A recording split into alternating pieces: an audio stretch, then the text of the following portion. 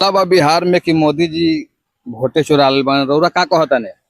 बिहार चुनाव में मोदी जी वोट चोरा बने के का रउरा ने मीडिया जी जितना जने आवत है ना तो ये कहत है ये काम है कि हम मोदी जी के फोने लगावत नहीं और वो बतिया ली। माने रउआ लगे मोदी जी के मोबाइल नंबर बा।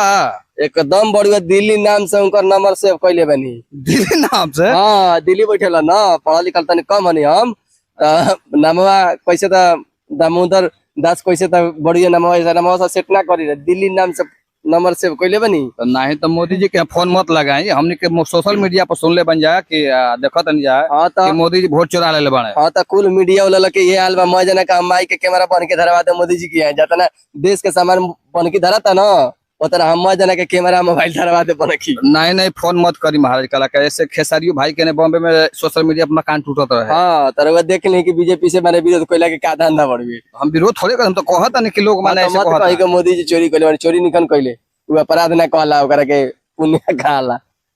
माने चोरी के माने पुण्य कहल जाला। तो हम कहते बने कि मोदी जी लो सीधा बतिया ली। नहीं तो मोदी जी के फोन मत लगाए। चोरी भइल बा कि क्या भइल बा।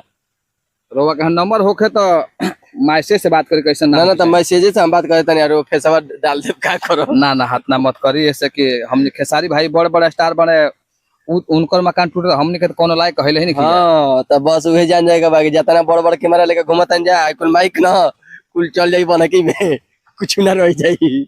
अगर वैसा कोनो बात नहीं है, अगर माइक चल जाए तो माइक फिर किनाई का कोई जाए।